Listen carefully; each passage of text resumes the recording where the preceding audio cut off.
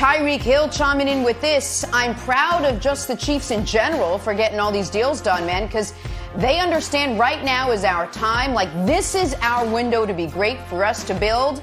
Here's that word again, dynasty. Chris Jones followed up with, quote, this is only the beginning. Be prepared to have another parade and another parade and another parade. I've already lost count. We're going to make sure we bring not one, not two, not three, not four guys, but 5+ rings to Kansas City. It's been 50 years of waiting, but the wait is over now. It's time to create, here it is again, a dynasty. Oh, goodness. Nick, I got to ask you, you're a resident Chiefs fan. You worried at all about all this dynasty talk? I mean, this group of guys, they've only won one so far.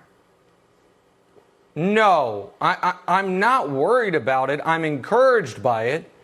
And listen, the table is obviously set perfectly for the Chiefs. And Jenna, you're right. They've only won one. Mahomes has only been the starter for 2 years. The first year he was the starter. If the Patriots call heads instead of tails and the coin toss in the AFC Championship game overtime, then the Chiefs have 2 Super Bowls. But the Patriots called the coin toss right, so they only have 1 Super Bowl. But I think the reason people are hesitant to talk dynasty is because people think they are rare in the NFL. They're not. Every decade the NFL has existed, we have had a dynasty. In the 60s, it was the Green Bay Packers. They won 3 of them. In the 70s, it was the Pittsburgh Steelers. They won 4 in 6 years. In the 80s, it was the San Francisco 49ers. They won 4 Super Bowls. In the 90s, it was the Dallas Cowboys. In the 2000s, it was the Patriots. And in the 2010s, it was the Patriots. And in the midst of that, we've had some teams, if you would call them maybe mini dynasties. The Broncos went back-to-back. The Bills obviously went to 4 consecutive Super Bowls. Brian Westbrook's Eagles went to 4 consecutive conference championship games. Now, those weren't dynasties. But if you have a great team, periods of sustained success happen in the NFL, and every decade, NFL history, has a dynasty. So how do you set it up? Well, first thing you do is you make sure your young core is totally intact. Check. The Chiefs have done that, as you can see. Next thing you do, you make sure you are set at the 2 most important positions in the sport, quarterback and coach.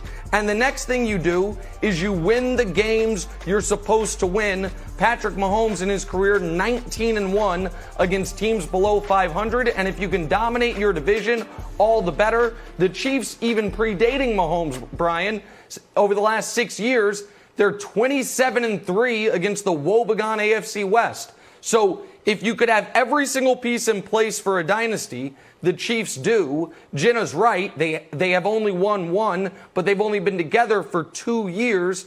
So, yeah, Brian, I'm not concerned about this at all. I think it is exactly what they should be focused on. You know, and I'm not concerned either. And I think you're right. They have all the pieces to build a dynasty, which they've already kind of have built the team to make that dynasty and sustain it. And, you know, I know that there's a lot of talk about dynasty, and I don't have a problem with players talking about dynasty or winning. To me, it's not the talk around dynasty or winning that makes you not be able to accomplish that. It's your lack of preparation. And then when you go out there, you overlook opponents. That's why you can't achieve the dynasties. And so for me, when you have the best player in football, Patrick Mahomes, you have a great coach in Andy Reid, you always will have an opportunity for an extended period of winning, which obviously a dynasty is. I think the Chiefs also have another advantage that some other teams that had won the Super Bowl just don't have. And I understand what happens after you win the Super Bowl. You go on your talk shows, you do a lot of appearances, all those different things amidst time where you're partying and enjoying yourself with your friends and things like that.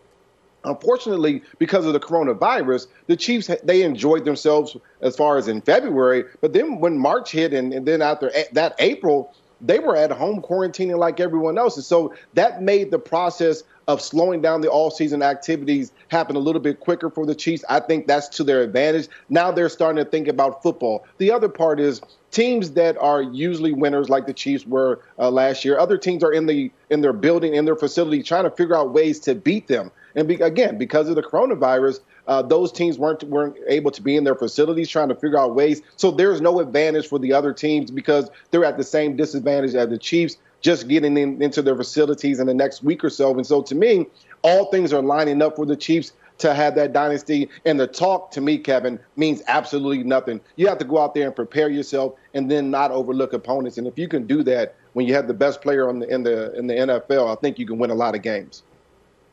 Brian, do you believe in the term that Nick just invented that is in no dictionary? I don't even know if it has a Wikipedia page, or if you Google it, you may get 0 hits. Mini dynasty. Do you agree with that? That term should be in existence. I like the term only because around that phrase, he mentioned the Eagles that went to a bunch of NFC Championship games, of course, a Super Bowl appearance. I kind of appreciated that, but I'm not sure that there's a such thing as a mini dynasty. Either you have a dynasty or you don't. That's exactly what I'm saying. He gave the Bills a mini dynasty, and I'm like, I think he's trying to butter Brian up, trying to say mini dynasty.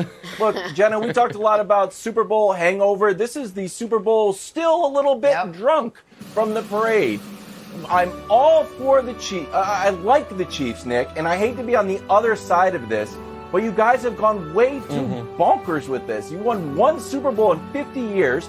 Bill Belichick still has the dynasty. We're going to take a little walk down memory lane. The dynasty is just starting. It's just starting. You got 1 Super Bowl, just starting. Then you move on. We got Mahomes that we're chasing a dynasty. So Mahomes doesn't necessarily think you're starting it. He's sort of still going after it. Then you got the Chiefs team, the team itself saying, let's go build. They're building, and Mahomes looks like he's in the Game of Thrones. And then, of course, we have, boom, Chris Jones, let's go. The dynasty continues. We already have a dynasty, and this is just continuing since he got his big contract. Look, Bill Belichick's been to 9 Super Bowls. He won 6 of them. We've got the AFC East 16 of the last 17 years. You have a long way to go to have a dynasty. And I know you're saying, like, no, Wilds, this is the beginning. This is the beginning. You got to speak it into existence. You know what, Nick? Yeah. I'm not even mad.